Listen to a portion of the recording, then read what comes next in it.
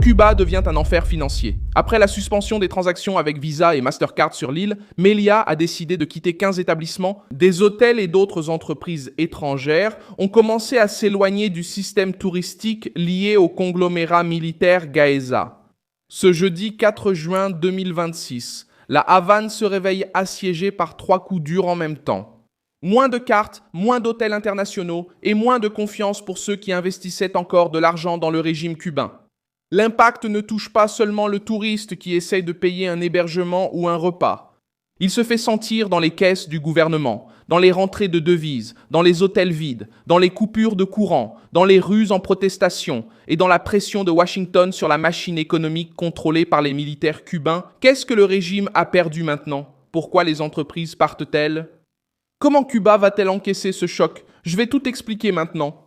Si tu aimes ce genre de contenu direct et sans détour, pense à t'abonner, car ici il y a des vidéos comme ça tous les jours. La Banque centrale de Cuba a annoncé que les opérations effectuées avec les cartes Visa et Mastercard seront suspendues à partir du 6 juin. La raison invoquée était simple. La banque étrangère qui traitait ces transactions a décidé de mettre fin à sa relation avec Fincimex SA, une entreprise financière liée au système étatique cubain et rattachée à l'univers de Gaeza. En pratique, cela coupe l'une des principales portes d'entrée des paiements internationaux sur l'île.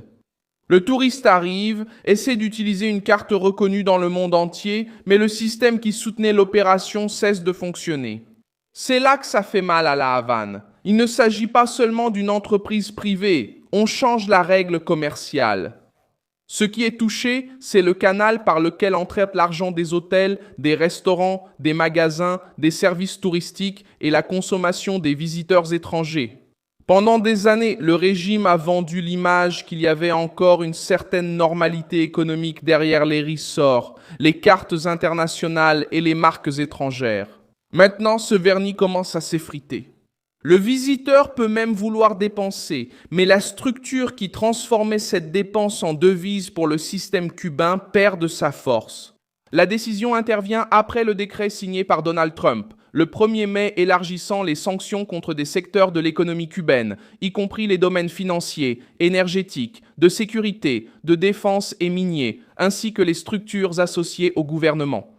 Washington a commencé à cibler non seulement les autorités cubaines, mais aussi les entreprises et institutions étrangères qui continuaient à soutenir des affaires sensibles avec le régime.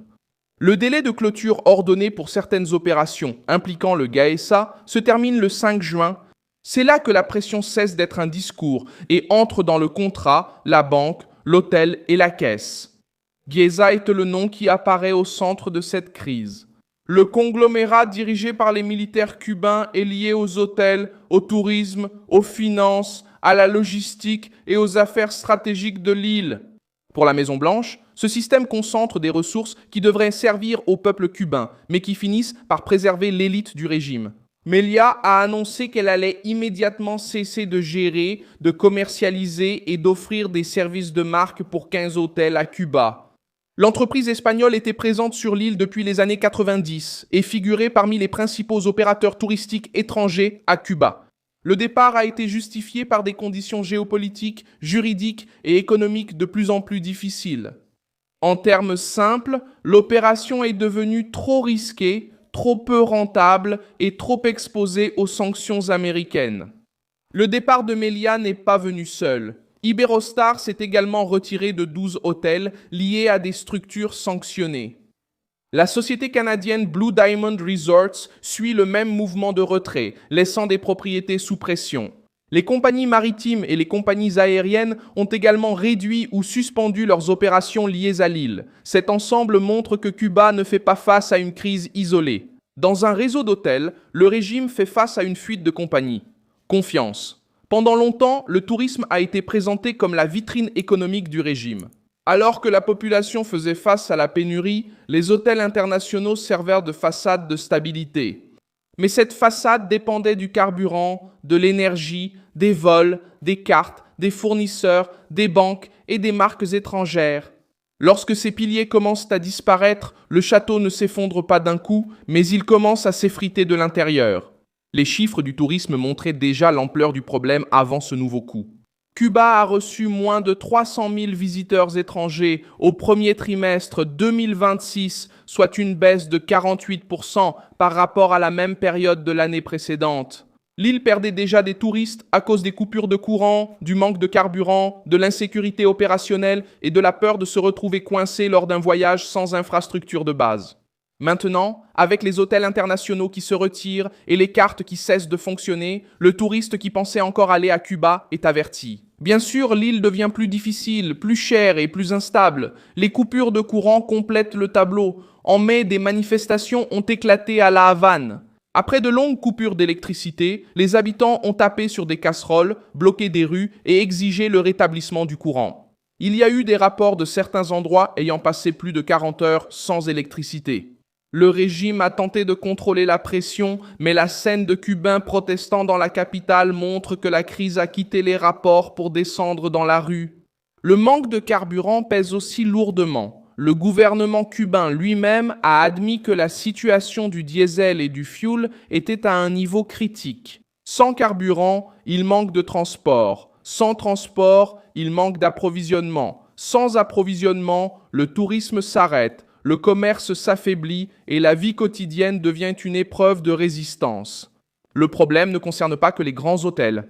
Il touche le chauffeur, l'employé, la petite entreprise, le travailleur qui dépendait du flux touristique pour survivre. La gauche essaie souvent de transformer cette crise en une histoire simple contre Washington. Mais la question qui dérange la Havane est une autre. Pourquoi une île pleine d'hôtels, de plages, de travailleurs et de potentiel touristique dépend-elle autant d'un conglomérat militaire fermé pour faire circuler l'argent? Pourquoi les devises passent-elles par des structures liées au pouvoir et non par une économie libre, ouverte et transparente? Pourquoi le peuple reste-t-il dans le noir alors que le régime protège le mécanisme contrôlant hôtels, banques et logistique? Trump a appuyé là où le régime est le plus sensible. La stratégie consistait à faire peser le coût de faire des affaires avec le GAESA sur les entreprises étrangères, les banques, les voyagistes et les partenaires commerciaux. Chaque entreprise doit maintenant choisir, continuer à être exposée au système cubain ou préserver son accès au marché financier américain. Pour les grands groupes internationaux, ce choix est presque automatique. Les États-Unis pèsent plus que la Havane. Melia est un symbole, car elle était présente sur l'île depuis des décennies. Lorsqu'une entreprise avec une telle histoire décide de quitter 15 hôtels, le message arrive rapidement au marché des fournisseurs. L'agence de voyage observe, la banque observe, la compagnie aérienne observe, l'opérateur étranger observe, tout le monde observe. La question n'est plus de savoir si Cuba offre encore des plages et des hôtels, la question devient la suivante. Si cela vaut la peine de s'attacher à un système sanctionné, instable et sans garantie d'énergie.